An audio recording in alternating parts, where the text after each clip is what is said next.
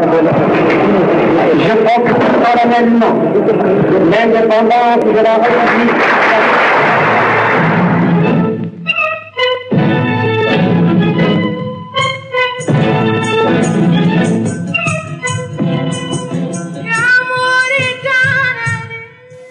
Mois de mars 1957, le Français, je crois, s'appelait Robert Buron et le Mauritanien s'appelait Amadia Samba Diop. Ils ont posé la pierre. Ça doit être dans l'enceinte de l'actuelle présidence.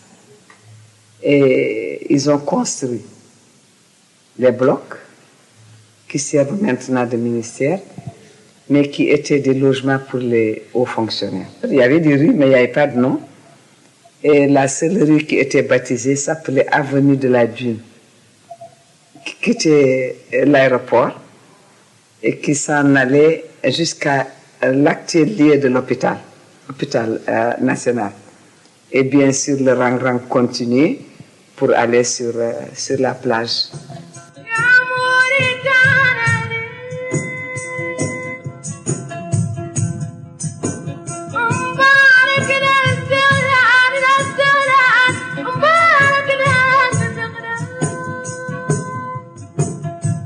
Nouakchott, ils sont venus, le premier conseil des ministres a été soutenu sous la tente.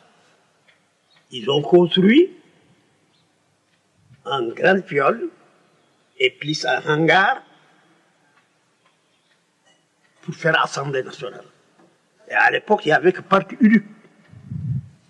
Il n'y avait que quelques blocs, les 5 blocs, vous entendez, et quelques maisons il y a, et le ministère. Mais à l'intérieur de ce pays, tout ça là, alors c'était des déserts, c'était des 10 décembre.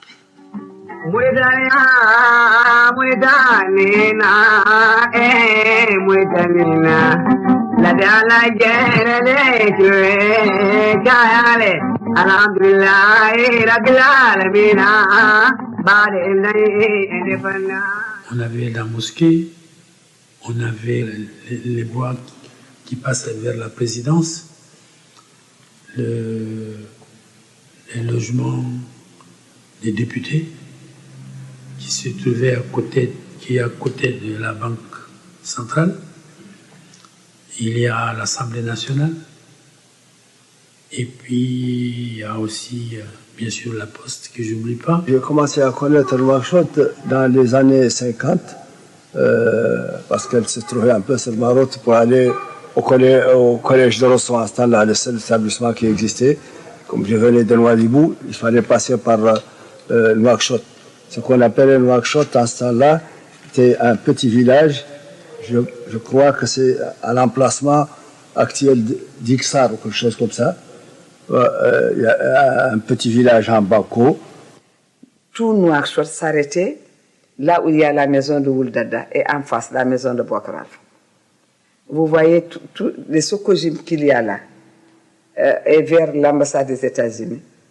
C'était occupé par des personnes qui avaient leur tente, qui avaient leur baraque.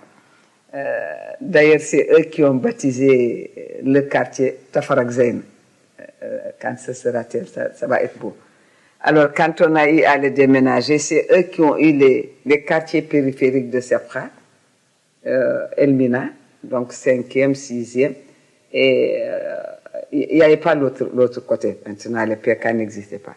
Et là, ils se sont étendus jusqu'à proximité ce qu'on appelait ensemble le Warf, parce qu'il n'y avait pas le port. Il y avait un Warf. Et les gens étaient bien épanouis dans ces milieux-là.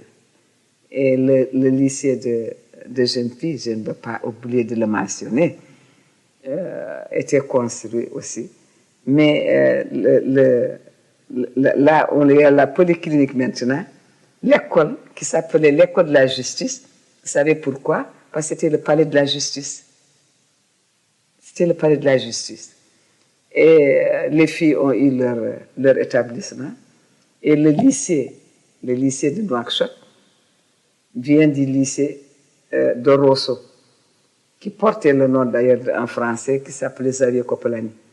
C'était vers le 62, quelque chose comme ça, 61, 62, où le gouvernement avait organisé une réunion pour la jeunesse, l'association, je crois, des élèves et étudiants de Mauritanie. On avait quelques journées de réflexion pendant 2 ou 3 jours. Et à la fin de ces journées, on devait poser la première pierre du lycée de Nouakchott.